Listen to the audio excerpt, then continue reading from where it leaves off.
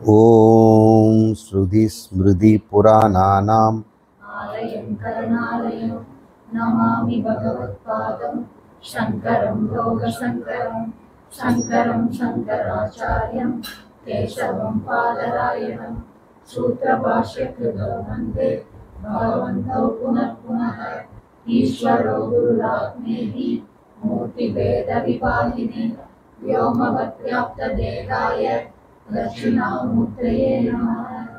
सकनाभवतु सकनौ भुनक्तु सह वीर्यं करवावहै तेजस्विनाधीतमस्तु मा विद्विषावहै। ॐ शान्ति शान्ति शान्ति।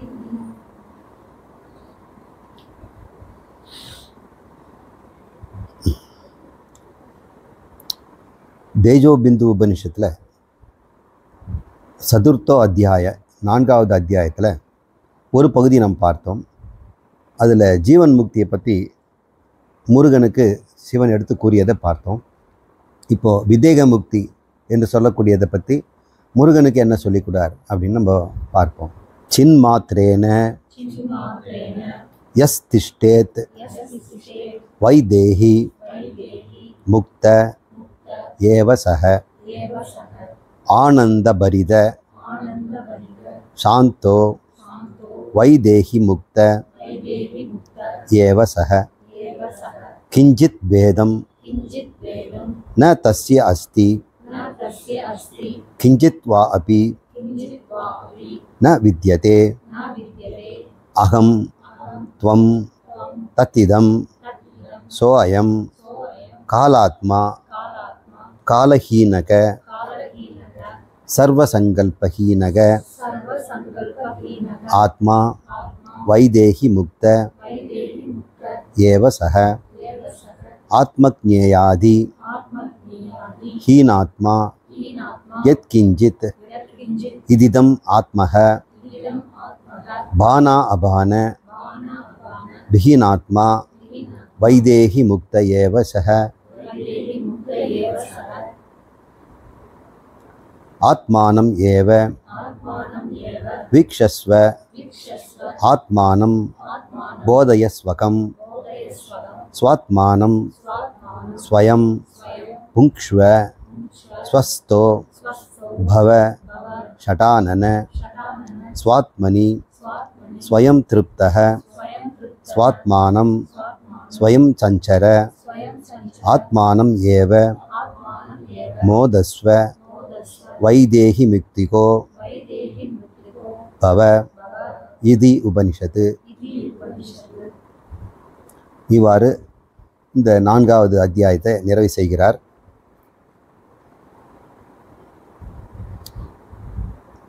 இந்த இடத்துல முருகனை ஷடானன அப்படின்னு கூப்பிடுறாரு. ஆனனம்னா முகம்னு அர்த்தம்.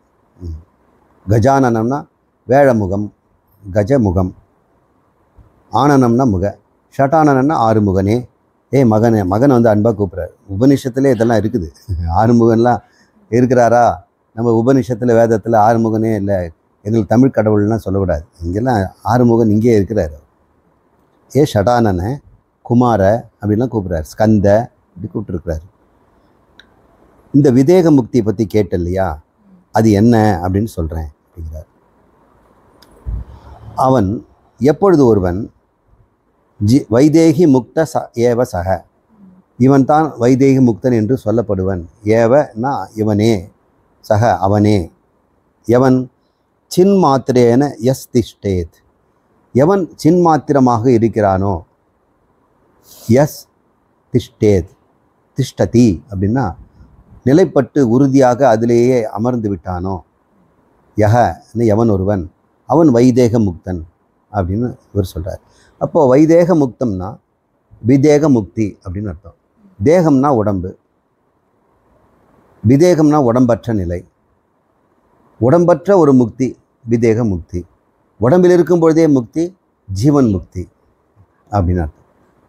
இப்போ ஒருவேளை நீங்கள் இந்த பிரம்மத்தை நான் என்று தெரிந்து கொண்டு மோட்சத்தில் இருக்கிறீங்க, இந்த ஞானம் உங்களுக்கு சித்தி ஆயிடுச்சு, நைஷ்கர்மிய சித்தி அப்படின்னு ஒன்று சொல்கிறோம் இல்லையா, அத்வைத சித்தி அப்படி அடைஞ்சிட்டோம்னா உடம்போடு இருந்தேலும் நீங்கள் வந்து பிரம்மன் தான். அதனால் நீங்கள் வந்து ஜீவன் முக்தி, லிவிங் யூ ஆர் லிபரேட்டட். வைதேக முக்தின்னா இந்த ஜீவன் முக்தன் இந்த உடம்பை விட்டு விடுவான். ஏதோ ஒரு இந்த வாழ்க்கை முடிஞ்ச உடனே அதுக்கப்புறம் இன்னொரு உடம்பை எடுக்க போகிறதில்ல. எடுக்காதனால அவன் இல்லாமல் போயிடுவானோன்னா இருப்பான். உடம்பு இல்லாமல் இருப்பான். உடம்புனா இந்த ஸ்தூல உடம்பு மட்டும் இல்லை, சூக்ஷ்ம உடம்பும் இல்லாமல் இருப்பான், காரண உடம்பும் இல்லாமல் இருப்பான். மூன்றும் சேர்த்து உடம்பு. காரண, சூக்ஷ்ம, ஸ்தூல 3 உடம்பும் இருக்காது. காரண உடம்பே அவனுக்கு இல்லை. அப்புறம் சூக்ஷ்ம உடம்பு எங்கேருந்து வரும்? காரணங்கிறது விதை கொஞ்சமாக முளைச்சி செடியாக வந்ததுன்னா அது நம்ம சூக்ஷ்மங்கிறோம். அது மரமாயிடுச்சுன்னா ஸ்தூலங்கிறோம். இப்போ விதையாக இருக்கிறது காரணம். அது கொஞ்சமாக முளைப்பாரி விட்டுருக்குதுன்னா அது வந்து சூக்ஷ்மம். அதுக்கப்புறம் ஸ்தூலமாக இருக்குது. இந்த 3மே இல்லை. விதையே அவனுக்கு இல்லை. இப்போ யார் இருப்பா? இப்போது எல்லாவற்றுக்கும் தோற்றத்துக்கும் ஒடுக்கத்துக்கும் காரணமான சின்மாத்திரமான சைதன்ய ரூபமான பிரம்மமாக எவன் இருக்கிறானோ அவனுக்கு வைதேகி முக்த அப்படின்னு ஒரே டெஃபினேஷன் சொல்கிறார். நமக்கு ஒரு ஆர்வம் இருக்குது. விதேக முக்தம் நமக்கு நல்லா தெரியுது.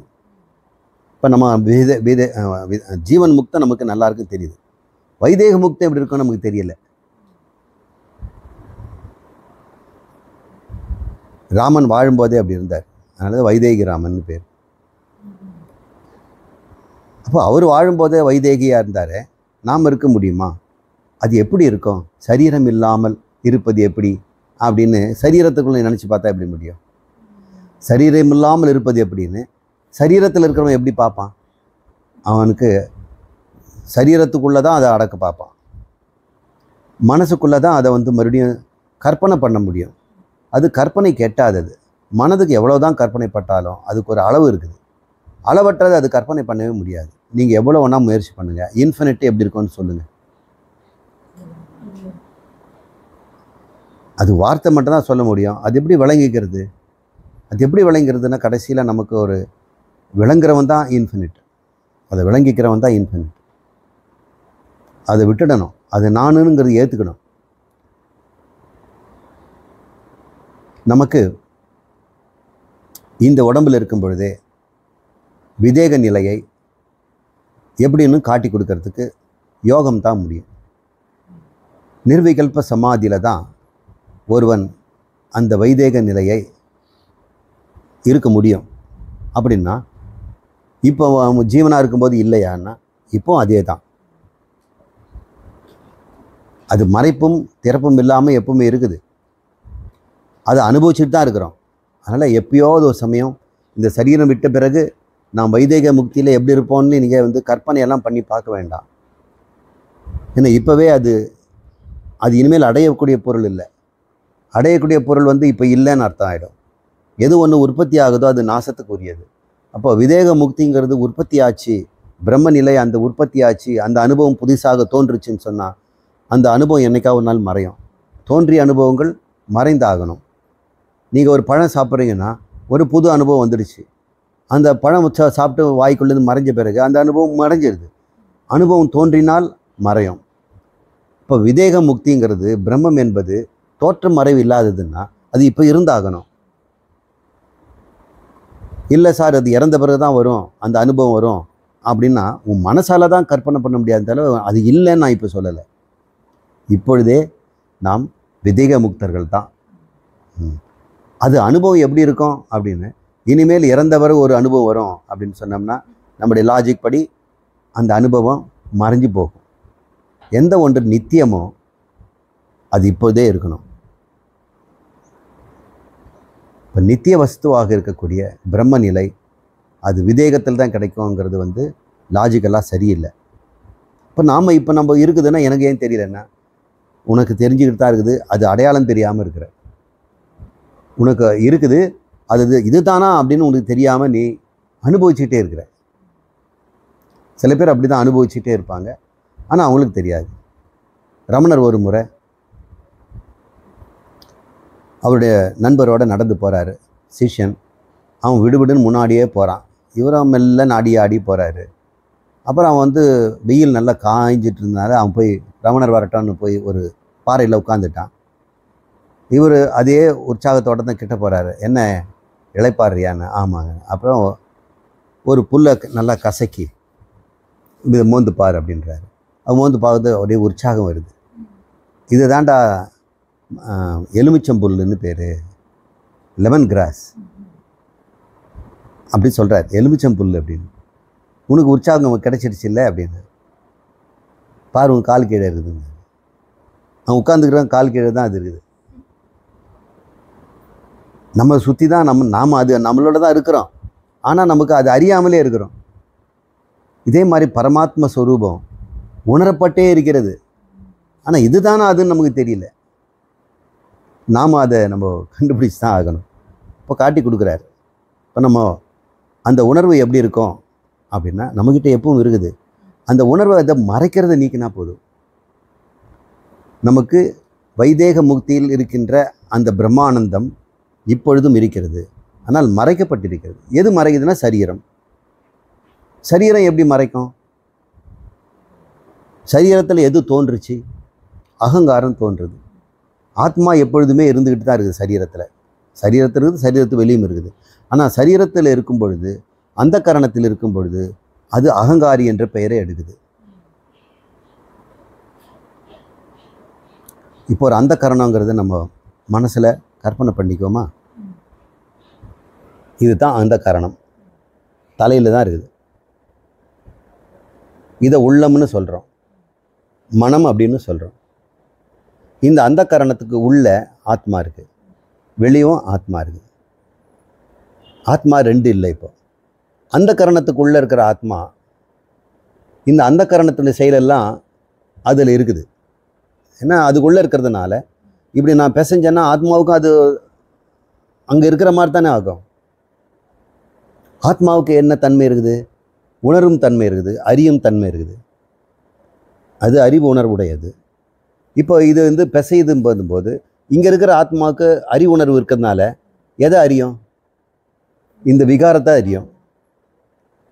இதனுடைய மாற்றங்களை அது அறியும். இது பேர் விருத்தின்னு பேர். இப்படி கையை நான் பிசைஞ்சேன்னா என்ன அர்த்தம்? விருத்தி அப்படின்ட்டு. அப்போ இங்கே இருக்கிற ஆத்மா அதுக்கு தன்மை என்ன? அறிவும் தன்மை.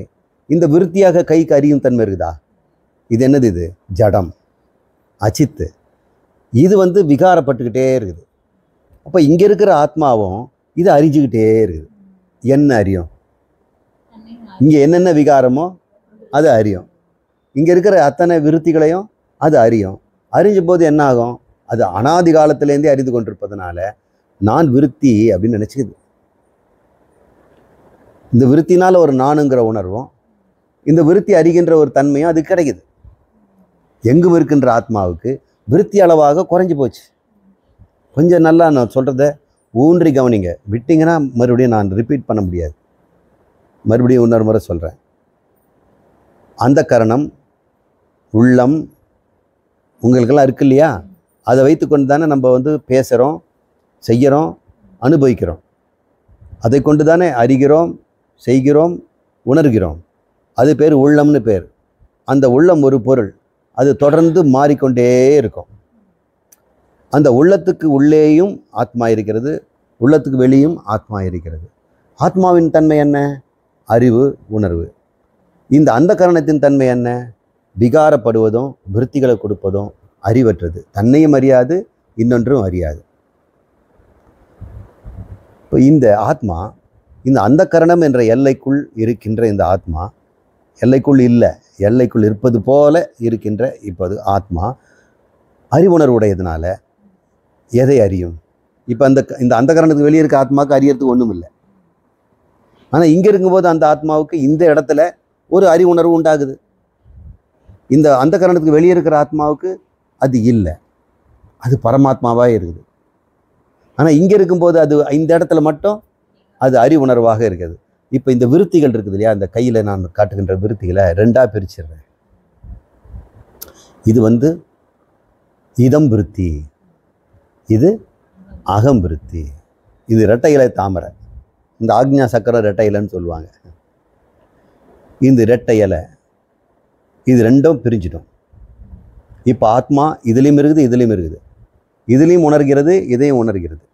இப்போ இதில் என்னென்ன உணர்வுகள் வருதுன்னா, கோபம், தாபம், பயம், இந்த உலகத்தில் பார்க்கின்ற காட்சிகள். நான் பசுவை பார்த்தேன்னா பசுங்கிற ஒரு விருத்தி இந்த அந்தக்கரணம் உண்டாகுது. எப்படிங்கிறதெல்லாம் நான் கிளாஸ் எடுத்திருக்கிறேன், அதை நீங்கள் கேட்டுக்குங்க. இந்த மனம் கண் வழியாக எதை பார்க்கிறதோ அந்த உருவத்தை எடுத்துக்கும். பசுவை பார்த்தா இது பசு ஒரு விருத்தியை உண்டாக்கிக்கும். இது என்ன பண்ணும்? இது அகம்பிருத்தி. இதை நான் பார்க்கிறேன்னு சொல்லும். இது பார்க்கப்படும் பொருள். இது பார்ப்பவனும் பார்க்கப்படும் பொருளும் மனசுலே இருக்குது. மனசே ரெண்டாக பிரிஞ்சிருக்கு. அதுவே பார்ப்பவனாகவும் பார்க்கப்படும் பொருள். பார்க்கப்படும் பொருள் உலகங்கிறோம். அப்போ உலகங்கிறதுனால இதை உலக விருத்தி அல்லது இதம் விருத்தின்னு சொல்கிறோம். விருத்தின்னா மாடிஃபிகேஷன். இதை அதை பார்த்து கொண்டே இருப்பதனால அகம் விருத்தி, த அகம் மாடிஃபிகேஷன் அப்படின்னு சொல்கிறோம். இந்த ரெண்டுமே மாடிஃபிகேஷன்ஸ், மாற்றங்கள், விருத்திகள். அறிவு இருக்குதா அதுக்கு? இல்லை. ஆனால் இங்கே இருக்கின்ற ஆத்மா அதை அறியும்போது நான் என்று அறிபவனாக ஒரு விருத்தி வருது இல்லையா, அதை தான் அகங்கார விருத்தின்னு பேர். இந்த கைக்கு அகங்கார விருத்தி. இந்த கையை உலகத்தெல்லாம் பிரதிபலிக்கிறதுனால இதம் விருத்தி அப்படின்னு. இந்த விருத்திகள் ஆழ்ந்த உறக்கத்தில் மடிஞ்சு அப்படியே சுருங்கிடும். இந்த ஆத்மா இப்போ என்ன அறியும்? எந்த விருத்தியும் இல்லைல்ல. அப்போது அது ஆனந்தமாக இருக்குது, எப்பவும் இருக்கிற மாதிரி. அந்த ஒரு உணர்வு இருக்குல்ல, அதான் விதேக முக்தியில் இருக்கின்ற ஆனந்தம். அது தெரியலையே சார், நான் முழிச்சுக்கணுமே. முழிச்சா என்ன ஆகும்? அகம் விருத்தி எழுந்துக்கும், உடனடியாக இதம் விருத்தி எழுந்துக்கும். ரெண்டும் சேர்ந்து தான் எழுந்துக்கும். இவர் மட்டும் இருந்தார்னா நல்லா ஆனந்தத்தை அனுபவிப்பார். ஏன்னா உலகம் தொந்தரவு பண்ண போகிறது இல்லைல்ல. இவர் மட்டும் இருக்கிறாரு, ஆத்மா இவர் மட்டும் பார்த்துட்டு இருக்கு. ஆனால் இந்த இதம் விருத்தியில் தானே காட்சிகள் இருக்குது, சப்தங்கள் இருக்குது, அப்புறம் கோபதாபங்கள், பயங்கள், இதெல்லாம் இங்கே தானே உண்டாகுது. அப்போது எப்படியும் இந்த ரெண்டும் எழுந்துக்காமல் பண்ணணும். இல்லைன்னா இவனை விட்டுட்டு எது மட்டும் இருக்கணும். இதை யாராவது செய்ய முடிஞ்சா இவன் இருக்கும் பொழுதே முக்தி அனுபவிக்கலாம்.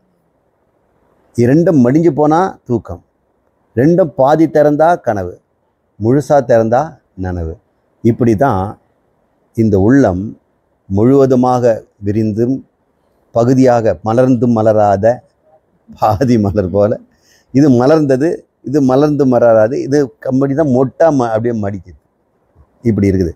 இந்த மொட்டா மடிச்சு தான் எந்த விருத்தியுமே இல்லை. அந்த விருத்தி இல்லாதனால ஆத்மாவை எதுவும் அறிவதில்லை.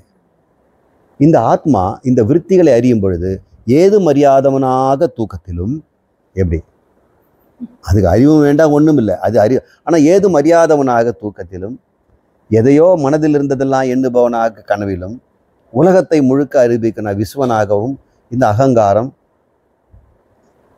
காணப்படுகிறது. ஆனால் உண்மையிலே அகங்காரம் ஒன்றுமே செய்யறதில்லை. அது அறிவுணர்வு மாத்திரம்தான். இந்த 3 வித அவஸ்தைகளை அது அறியுது. நனவ அவஸ்தை, ஜாக்கிரத அவஸ்தா, ஸ்வப்ன அவஸ்தா, சுஷுப்த அவஸ்தா. அவஸ்தைகளெல்லாம் யாருது? ஜடஸ்வரூபமான விருத்திகள். அகம் விருத்தியும் இதம் விருத்தியும். ஆத்மாவுக்கு இதில் எந்த பாவம் இருக்குது, எந்த புண்ணியம் இருக்குது? அவன் பார்க்குறவனை தவிர அவனை உணர்வதனால அவனிடம் ஆதி முதல்ல இருந்தே நான் இந்த விருத்திகளோடு சம்பந்தப்பட்டவன், அதனால் நான் இதோடு சேர்ந்து பார்ப்பவன் என்றும் இதோடு சேர்ந்து உலகம் என்றும் அது தன்னை இரண்டாக பிரிச்சுக்குது. ஆத்மாவே ரெண்டாக பிரிஞ்சு போச்சு. இங்கே விருத்தியினால அது ரெண்டாக பிரிஞ்சிருக்கு. அப்போ எனக்கு என்ன தெரியுது? ஆத்மா ஒன்றே வெளியே உலகமாகவும் எனக்கு உள்ளே பார்ப்பவனாகவும் நான் பிரிஞ்சிருக்கிறேன். சரி, கண்ணை மூடினாலும் உள்ளே ஒரு உலகமும் அதை பார்ப்பவனாக இருந்துகிட்டு இருக்கேன். இந்த ரெட்டை இல்லாமல் போக மாட்டேன். ரெண்டும் அழிஞ்சு போச்சுன்னா தூக்கம் வந்துடுது. நான் விதேக முக்தியை அனுபவிக்க வேண்டும். அதுக்கு நிர்விகல்ப சமாதி தான் ஒரு வழி. இந்த குவிந்த கையை மலர் என்று நினச்சிக்கோங்க. வெண்மையான மல்லிகை மொட்டு, அதுக்கு 2 இதழ் தான் இருக்குது. இது பிரகாசிக்குது. ஏன்னா இதில் ஆத்மா கலந்துருக்குது, ஊடும் பாவுமாக. எங்கும் இருக்கின்ற ஆத்மா இதை பிரகாசிக்கும் போது இங்கே தானே உங்களுக்கு கண்ணுக்கு தெரியுது. மற்ற இடத்துலலாம் பிரகாசிக்க மாட்டேங்குது. ஏன்னா பிரகாசத்தை வாங்கி கொடுக்கறதுக்கு இங்கே மலர் இருக்குது. மலர் இல்லாத இந்த இடத்துல ஆத்மா இருந்து கூட உங்களால் பார்க்க முடியல. இப்போ மலரில் அது பிரகாசிக்கிறதுனால இன்னும் வெளிச்சமாக ஒன்று இருக்குதே அப்படின்னு உங்களுக்குள்ளே ஒரு வெளிச்சம் இருக்குது இல்லை? கண்ணை மூடினா கூட உள்ள வெளிச்சமாக ஒருத்தன் பார்த்துக்கிட்டே இருக்கிறான். அவன் யார்? இவன் தான். இப்போ எங்கும் இருக்கின்ற ஆத்மாவை நாம் அந்த கரணத்தில் தெளிவாக பார்க்குறோம். அந்த கரணத்தில் ஆத்மா இருக்கிறது காட்டி கொடுக்கறதுனால அது லிங்க சரீரம்னே பேர். இது ஆத்மா இருக்குது, அதை எங்கேயும் பார்க்க முடியாதுன்னா பார்க்கணுன்னா பாரு, மனுஷனுடைய உள்ளத்தில் தான் அது இருக்குது. உள்ளத்தில் இருக்கிற பிரகாசமே அவன் தான். உள்ளம் என்பது வெறும் விருத்திகள் தான், ஜடம். அது நீ பொருட்படுத்தாதே. அந்த விருத்திகளை பார்த்துக்கின்ற ஆத்மாங்க அனாதி காலத்திலேருந்து அந்த விருத்திகளை பார்ப்பவனாகவே மாறி அவன் பார்ப்பவன், கேட்பவன், அனுபவிப்பவன், செய்பவனாக ஆயிட்டான். அவனை தான் அகங்காரின்னு பேரும். இப்போ அகங்காரி எங்கே இருக்கிறான்? விருத்திகளை அகங்காரின்னு சொல்ல முடியுமா? அவனுக்கு அறிவே இல்லை. ஆத்மாவை அகங்காரின்னு சொல்ல முடியுமா? அவன் எங்கும் இருக்கிறான். அகங்காரி அங்கே இருக்க முடியும். இந்த காரணங்களாம் இது தானே. அப்போ அகங்காரின்னு உண்மையில் ஒருத்தன் இல்லையே. அஞ்ஞானம் இருக்கும் வரை இந்த அகங்காரின்னு ஒருத்தன் இருந்தான். அஞ்ஞானம் போன உடனே யாருக்கு அஞ்ஞானம்? அந்த இல்லாத அகங்காரிக்கு. யாருக்கு ஞானம்? இல்லாத அகங்காரிக்கு. அப்போது இந்த ஞானம்னா என்ன? அஞ்ஞானம் என்ன? அகங்காரி இருக்கிறான் என்பது அஞ்ஞானம். ஞானம்னா என்ன? அகங்காரி இல்லை அப்படின்னு யார் சொல்கிறான்? அகங்காரி சொல்கிறான். அப்போ அந்த அகங்காரி கேட்குறான், நான் இல்லைன்னு சொல்லிட்டு இருக்கிறேனே அப்படின்னு. நான் இல்லைன்னா நான் இருக்கிறேங்கிற போது இந்த உலகங்கள் என்றதை பார்க்கின்றவனாக இருக்கிறேன். நான் இல்லைன்னு சொல்லும் பொழுது நான் என்ன இல்லை?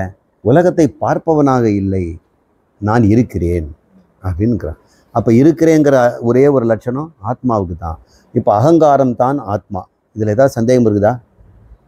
எங்கும் இருக்கின்ற ஆத்மா இந்த விகாரத்தோடு சம்பந்தப்பட்டதுனால இது சலனம் இருக்கிறது, எப்போவுமே சஞ்சலனமாக இருக்குது. ஆத்மாவோ நிச்சலனமானது.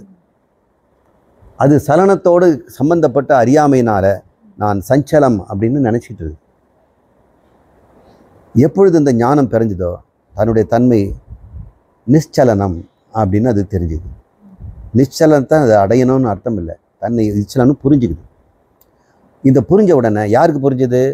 இந்த சலனத்தோடவே இருந்த அந்த அறிவுணர்வுக்கு சலனங்களான் எனதல்ல, அது விதரிக்தம், எனக்கு வேறானது, என்னுடைய அந்த கரணத்தினுடைய சேட்டைகள் அப்படின்னு தெரிந்து கொண்ட பிறகு அதனுடைய சலனத்தை அது அறிந்தாலும் அதை தனதல்லன்னு அது அறிந்து கொண்டிருக்கிறது.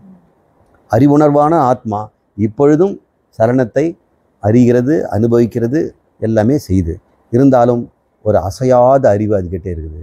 நான் நிச்சலனம். ஆனால் சலனம் போல எனக்கு ஒரு மாயை உண்டாகிட்டு தான் இருக்குது. அது நீங்க மாட்டேங்குது. நீங்கள் அசையாமல் இருந்தாலும் கூட கண்ணாடியை காகுல் போட்டுக்கிறோம். அதுனா வர்ச்சுவல் ரியாலிட்டி அப்படின்னு ஒரு கண்ணாடி முகத்தில் போட்டுக்கிறாங்க. அதில் என்னென்னோ அசையுது பாருங்கள். நீங்கள் பார்க்கும்போது உடனே நீங்கள் அசையறாயிருவீங்க.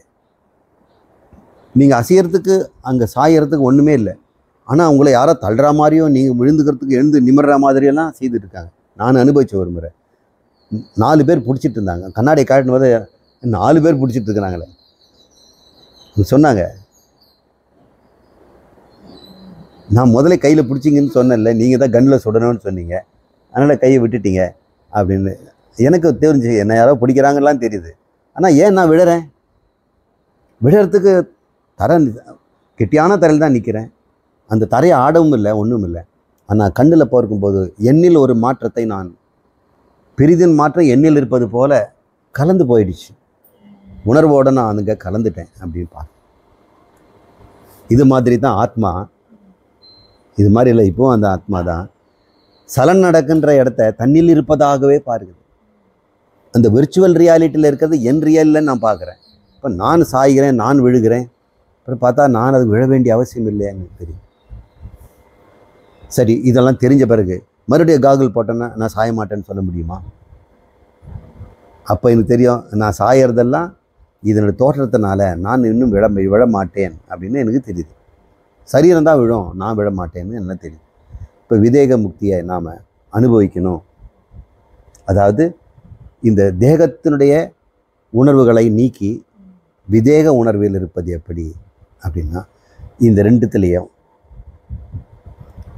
இந்த விருத்திகளை குறைச்சிட்டோம்னா அகம்பிருத்தி மட்டும் இருக்கும். ஆனால் நம்ம சொல்கிறோம் எப்பவுமே இந்த விருத்தி இல்லாமல் இருந்ததில்லை. அகங்காரம் எப்பொழுதுமே சரீரம் இல்லாமல் இருக்காது. சரீரத்தில் பிரதிபலிக்கிறது தானே ஆத்மா. அப்போ சரீரமே இழந்துட்ட பிறகு அது எப்படி அது அகங்காரியாக இருக்கும்? இருக்க முடியாது. அப்போ அகங்காரிக்கு இப்போ இந்த உணர்வு வேணும். இப்போ அகங்காரியை நாம் கொல்லணும், அகங்காரியை நாம் அழிக்கணும். அப்போ தான் அந்த ஆத்ம உணர்வு நமக்கு கிடைக்கும்னா அகங்காரத்தை அழிக்கிறதுக்கு முயலாதீர்கள். அதை தான் நான் சொன்னேன். அகங்காரத்தை அழிக்கிறதே ஒரு முயற்சி ஆகிடும். அவனை அழிப்பதற்கு அகங்காரம் தேவைப்படுது. அதுக்கு ஒரே ஒரு வாய்ப்பு, அகங்காரத்தை ஆத்மாவாக கரைத்து விடுதல்.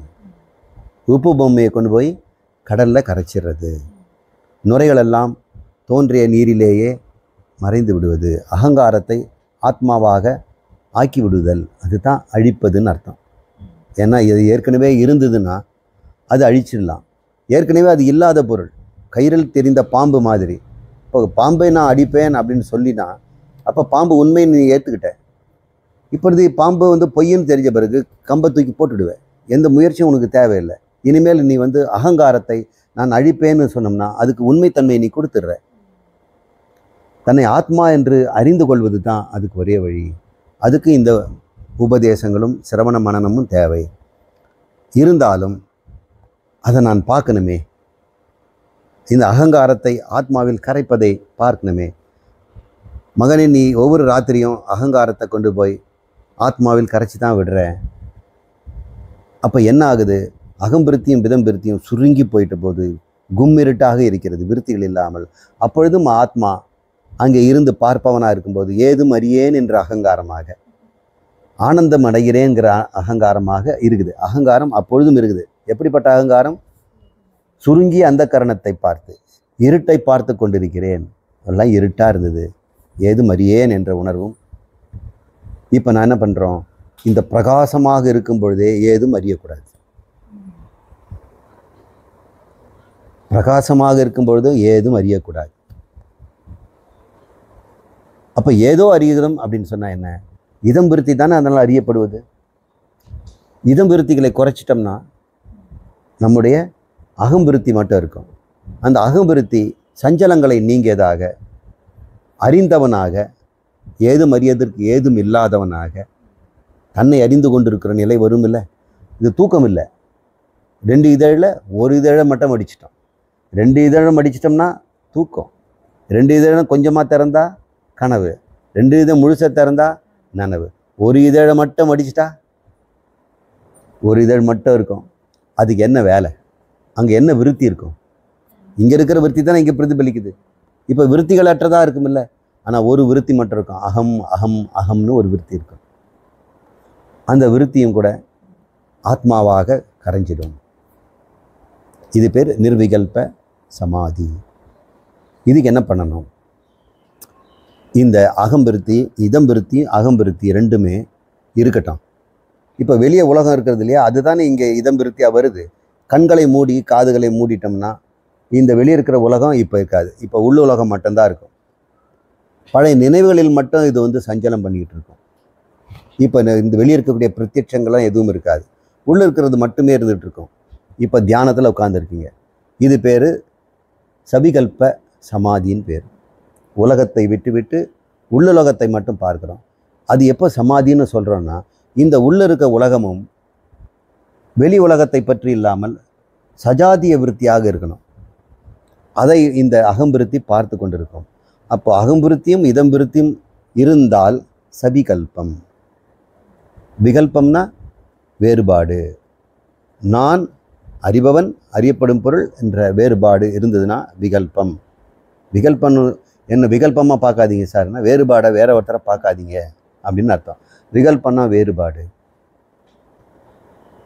இந்த வேறுபாடு இருந்தும் கூட ஒரு வேறுபாடு இல்லாமல் இருக்குது. எப்படிப்பட்டதுன்னா, விதவிதமான எண்ணங்களை விட்டுட்டு ஆத்மாவை பற்றிய எண்ணங்களையே வைத்து கொண்டிருக்கிறான்.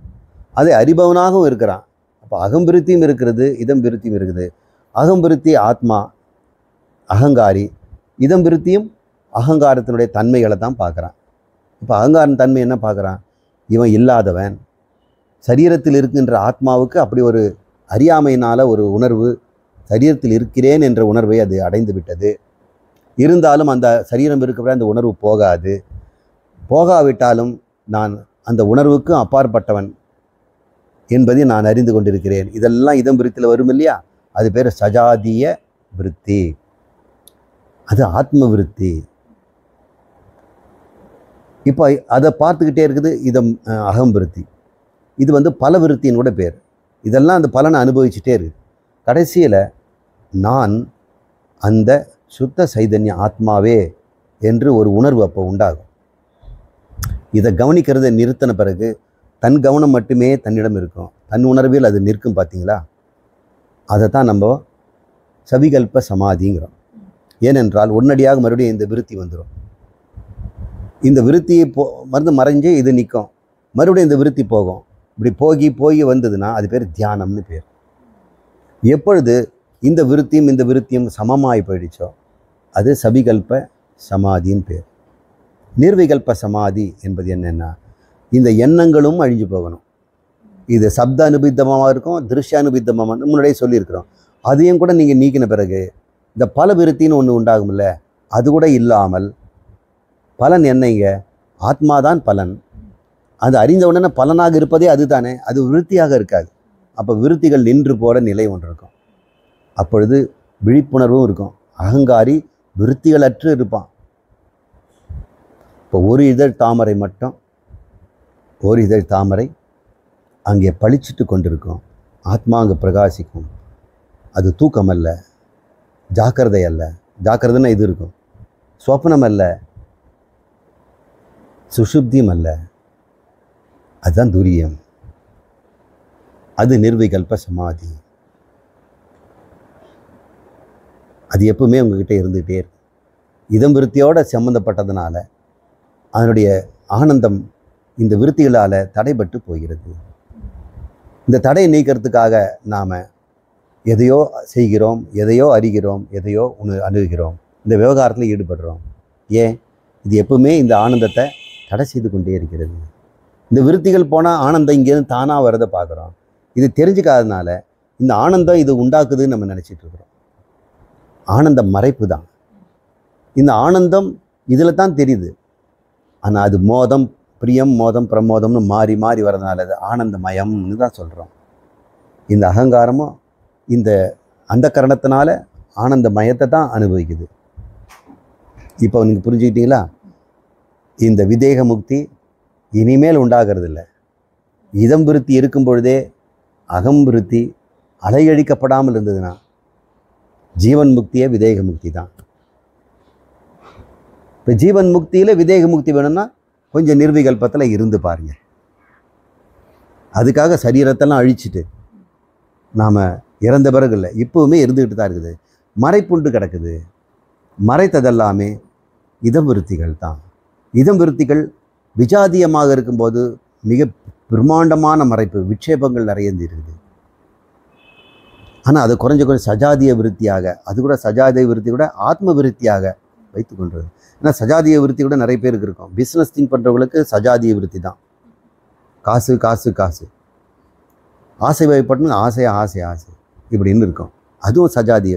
இது ஆத்ம விருத்தியாக தன்னை பற்றிய நிதித்தியாசனத்தில் எப்போதும் தன்னையே பற்றி யோசிக்கணும்னா இந்த ஆசிரியர் சொல்லி கொடுத்ததை அன்றாடம் நினைத்து நினைத்து பார்த்துக்கிட்டே இருக்கிறது.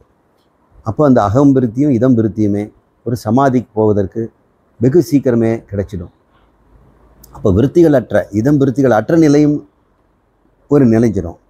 சில பேருக்கு இந்த விருத்திகள் எல்லாம் இந்த இதம் விருத்தின்னு சொல்கிறோம் இல்லையா, இதை வந்து சுருங்கி பூரித என்ற ஒரு நாடி இருக்குது, அங்கேருந்தா வெளிவரணும். அங்கே போய் டப்புன்னு போய் அடைஞ்சிடுமா. அது அபியாசத்தினால உண்டாகுது. ஏன்னா நம்ம ஹிதா நாடிங்கிறதுல தூக்கத்தில் போய் அடைஞ்சிடுது. அப்போ அகங்காரியும் அங்கே போய் ஒட்டிக்கிறான். அப்போ ஒரு குழா மாதிரி இருக்குது, அந்த பூவை சுருக்கி உள்ளே கொண்டு போய் போட்டுறோம். அது பேர் ஆழ்ந்த உறக்கங்கிறோம். அது ஹிதா நாடிங்கிறோம். பூரித நாடின்னு ஒன்று இருக்குது.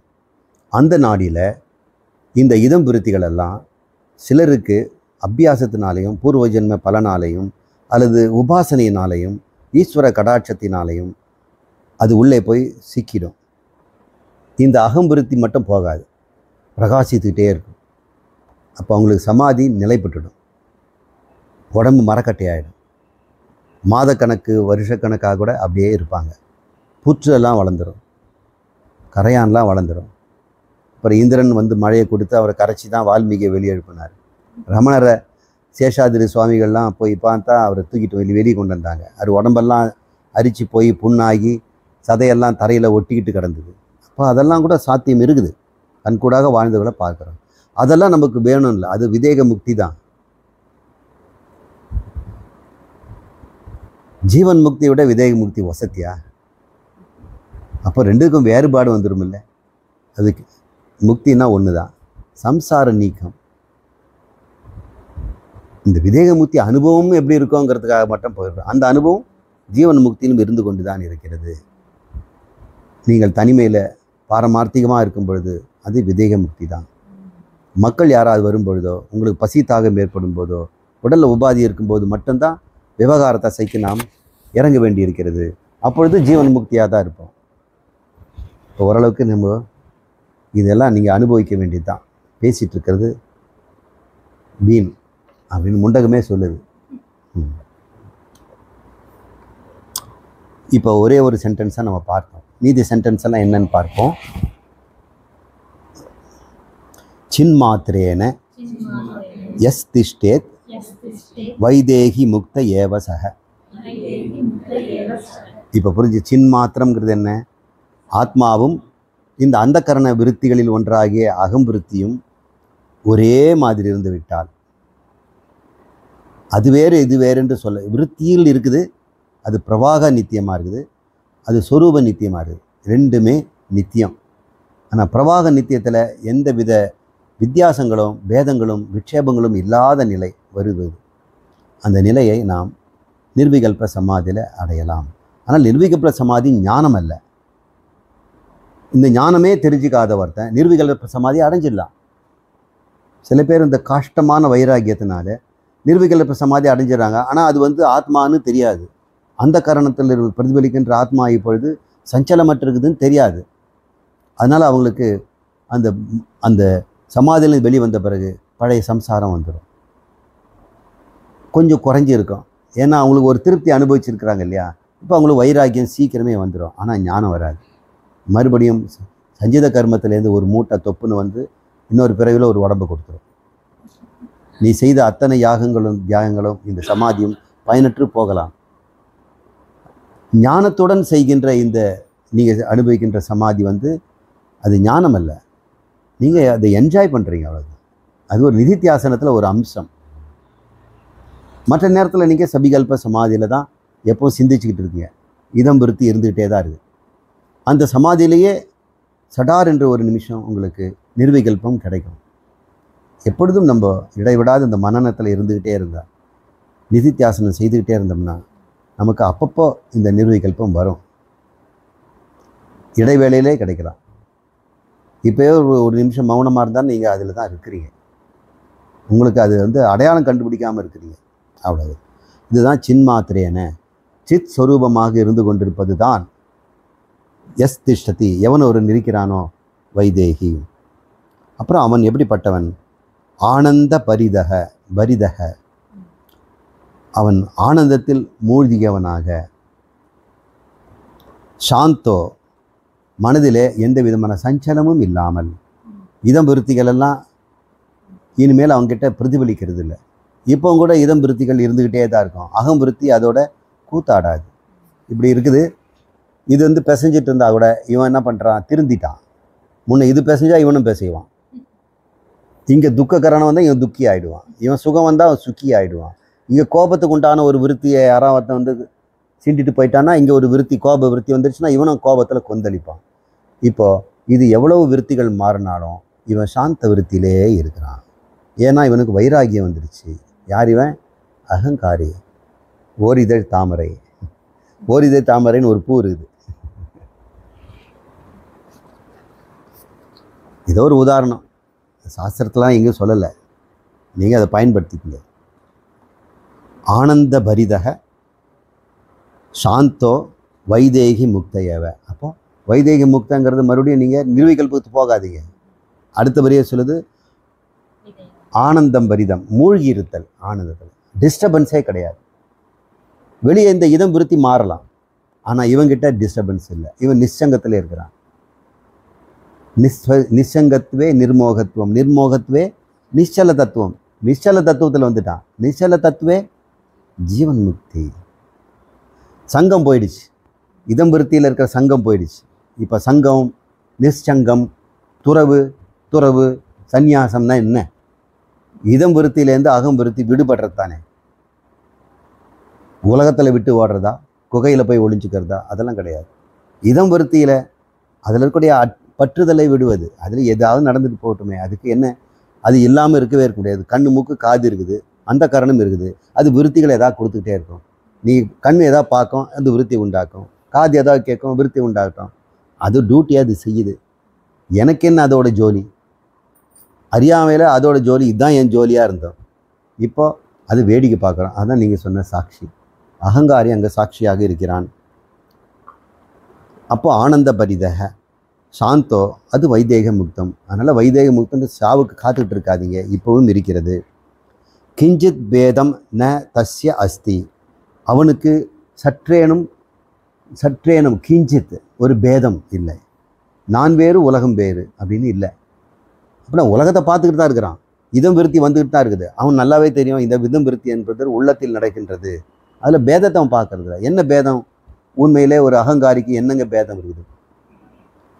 நிறைய பேதங்கள் 1000 சொல்லலாம். இவர் சித்தப்பா, இவர் மாமா, இவர் அத்தை, இது நாய், அது அவங்க வீட்டு நாய், இது என் சைக்கிள், அவன் சைக்கிள், இதெல்லாம் பேதங்கள் இருக்குது. கிஞ்சித் பேதம்னா என்ன அர்த்தம்? இப்போ ஞானிக்கு, இந்த விதேக முக்தனுக்கு பேதம் தெரியாதா? ஏன்னா இதம் விருத்தி அவன் தான் வந்துட்டு இருக்குது. அகம்பிருத்தி எப்படிப்பட்டதுன்னு பாருங்கள். அகம்பிருத்தி முன்னே ராகத்வேஷமாக அது மாறிக்கொண்டிருந்தது. அகம்பிருத்தியில் ராகத்வேஷம்தான் அது மாற்றத்தை கொடுக்கும். இப்போ அது பிரவாக நித்தியமாக ஒரே மாதிரி இருக்குது. எப்படி? ராகத்வேஷம் அற்றதாகிறது. ராகத்வேஷத்தை அகங்காரத்திலேருந்து நீக்கிட்டோம்னாலே முக்தி தாங்க. அதுக்கு வைராகியம்தான். அந்த விவேகத்தினால வைராகியத்தை கொண்டு வந்து ராகத்வேஷத்தை நீக்கிறது கர்மயோகம். ஒரு ஸ்டெப்பு தாண்டிட்டோம். இப்போ உண்மையை கண்டுபிடிச்சிட்டோம். அகங்காரி ஆத்மாவில் கரைந்து விட்டான். அது ஒன்று கரைக்கிறதுக்கு ஒரே ஒன்று ராகத்வேஷங்களை, விருப்பு வெறுப்பை. அதான் இதம் விருத்தியில் வருவதெல்லாம் நம்ம கிளாஸிஃபை பண்ணுறோம்.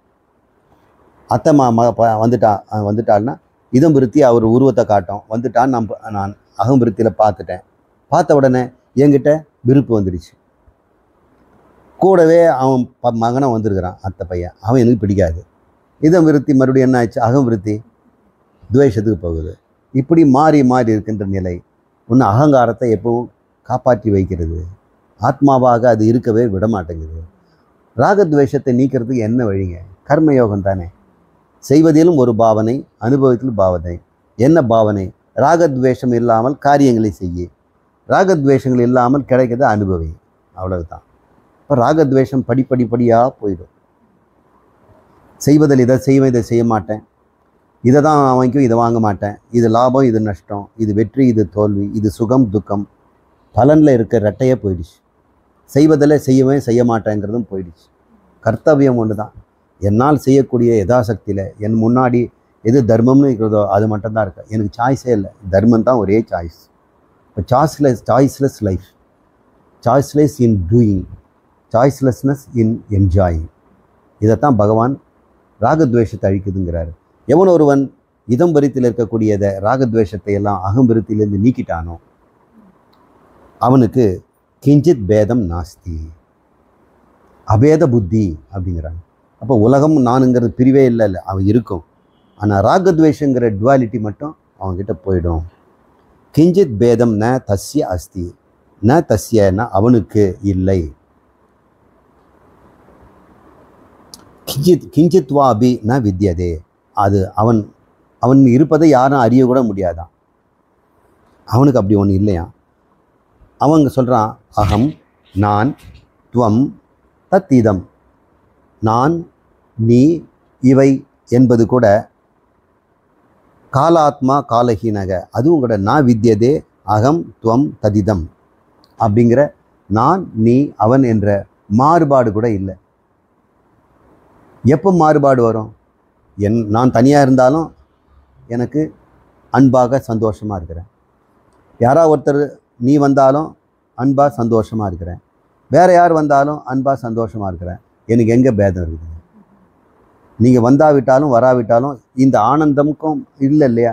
ஆனால் நீங்கள்லாம் என்னவாயிட்டீங்க? வந்து போகிறது என்னுடைய அகமும் துவமும் தத்திதம் என்று சொல்லப்பதெல்லாம் உதாசீனமாயிடுச்சு. முன்னெல்லாம் அதை சார்ந்து இருந்தோம், என்னை சார்ந்தும் அவனை சார்ந்தும் சார்பற்ற நிலையில் இருக்கின்றது தான் அவர் சொல்கிறாரு. ந வித்யதே அகம் துவம் தத்திதம் சோயம் காலாத்மா காலஹீனக. அவன் காலமாகவும் இருக்கிறான், காலமற்றவனாகவும் இருக்கிறான். அவன் காலத்தை சார்ந்ததும் இல்லை. ஐயோ நேரம் ஆயிடுச்சே, காலை விடிஞ்சிடுச்சு, மத்தியானம் போயிடுச்சு, ராத்திரி வந்துடுச்சு. அவனுக்கு இந்த மாற்றங்கள் காலத்தை அவனுக்கு இல்லை.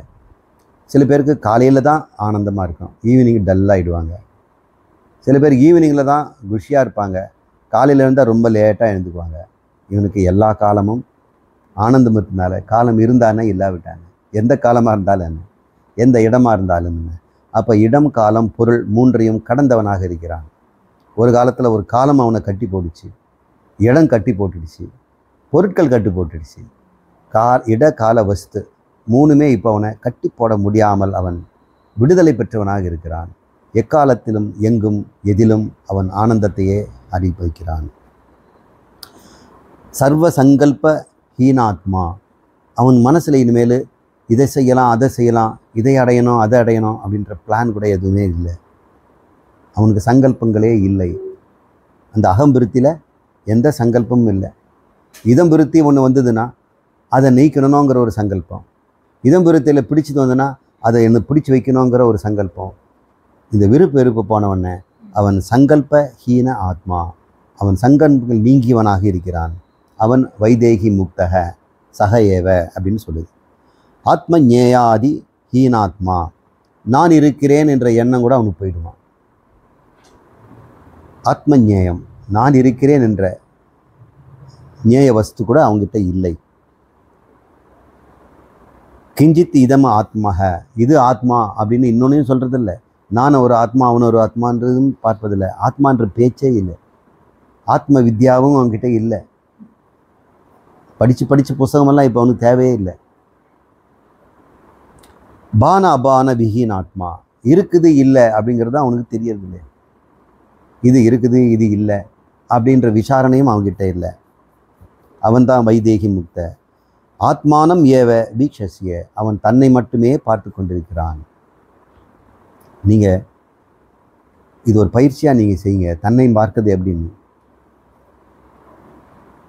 ஒரு முறை அது கண்டுபிடிச்சிட்டிங்கன்னா அதுக்கப்புறம் அது உங்கள் அந்த சுலபமாக உங்களுக்கு வந்துடும்.